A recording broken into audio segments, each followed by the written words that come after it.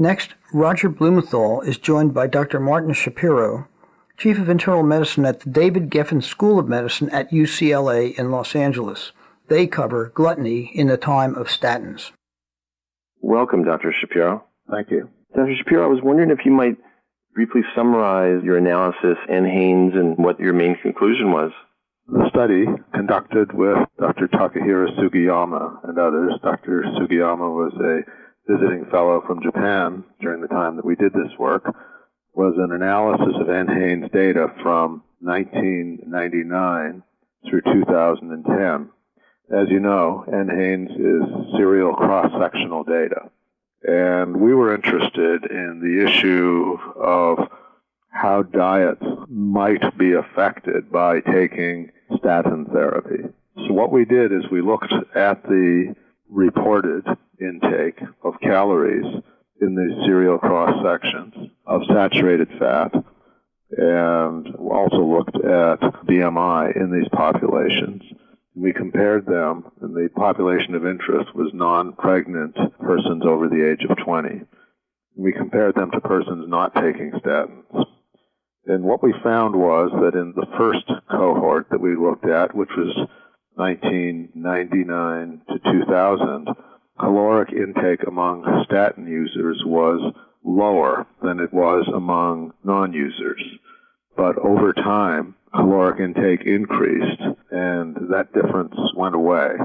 In fact, there was about a 9% or so, 9.6% increase in caloric intake in the 2009-2010 cohort in comparison with the sample that was interviewed in 1999-2000. There was also an increase in saturated fat intake of about 14%. Now, these trends were not seen in the comparison group, which is people not taking statins. There was also an increase in BMI of 1.3 comparing the 99 to the 2009 samples among statin users, which was significantly different from the non-users where the increase was 0.4. So what were we to make of what we found? Well, the first thing is, of course, that we were not looking at the same people over time. We were looking at serial cross-sections. The second thing is that the proportion of the population that were using statins had increased substantially from about 7.5% to 16 or so percent during that period.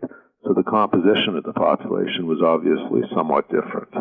Nonetheless, we felt that the trend was something that we ought to pay attention to. And in particular, we had started with the hypothesis that people taking statins might be less rigorous about trying to control their diet.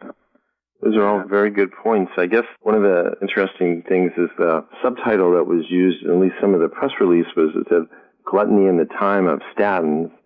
And then the editor-in-chief of JAMA Internal Medicine, again, I think referred in her comments to supporting her view that there's a moral hazard of taking statins since people are not as apt to follow good lifestyle habits. I was curious what your thoughts were. Do you consider statin therapy to be a moral hazard, or would you maybe use some different wording? The subtitle was a literary subtitle, and the reference is to Gabriel Garcia Marquez's novel Love in the Time of Cholera. I see. So it was a little bit of a riff on that.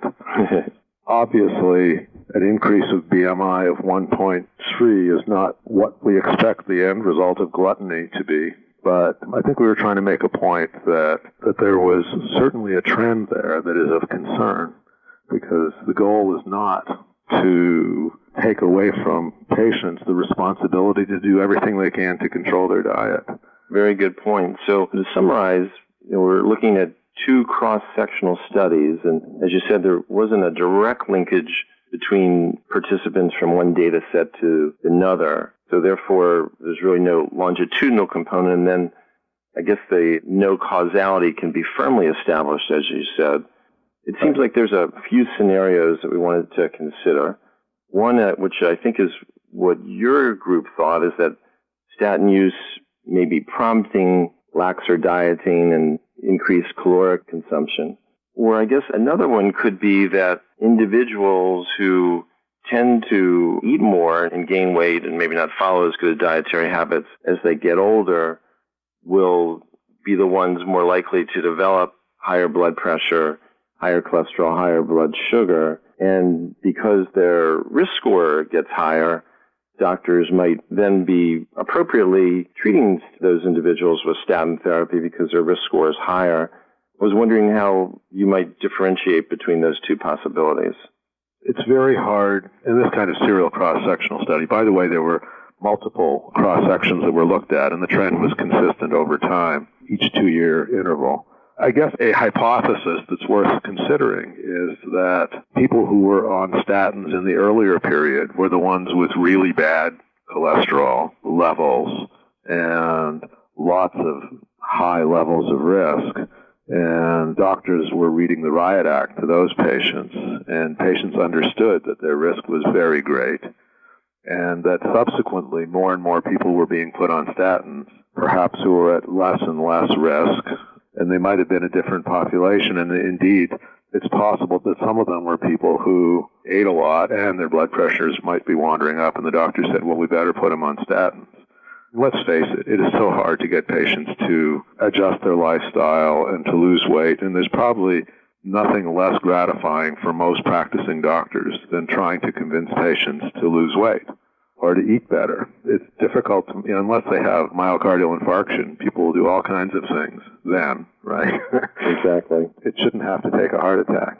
When physicians prescribe blood pressure medicine, a diabetes medicine, a cholesterol medicine, they have to emphasize that the suboptimal dietary habits will lead to more problems in the future, and that taking a blood pressure medicine or cholesterol medicine or a diabetes medicine is sort of a Band-Aid if indeed the patient is going to increase the fat content of their diet and increase their caloric intake. So I think that's something, a very good point, and sometimes I think people may feel that they are fixed if they take a blood pressure and a cholesterol medicine, but that certainly is not the case.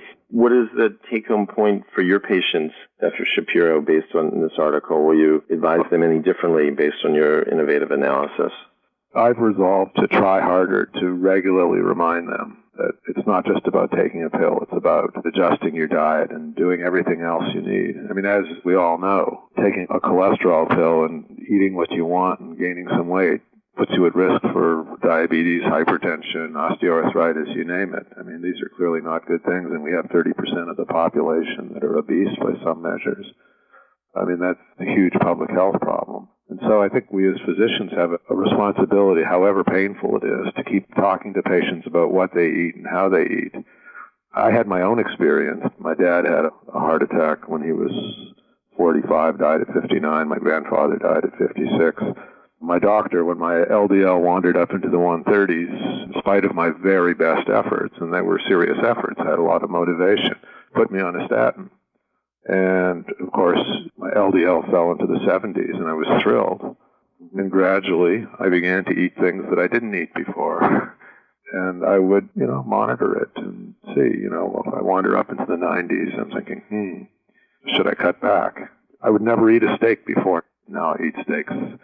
And thank you for that insight, and thank you for the very provocative paper. I guess I'd sum up by saying that American College of Cardiology would say that statin therapy is not a moral hazard, but we have to be careful when we prescribe any medication, whether it's a blood pressure medicine, cholesterol medicine, or diabetes medicine. And just as Dr. Shapiro said, it's important for patients to realize that trying to improve lifestyle habits and maintain those improvements are so important. And if our patients don't do that, then the medications will be less effective. So congratulations, Dr. Shapiro, on an excellent study, and thank you for joining us for ACCEL. Thank you.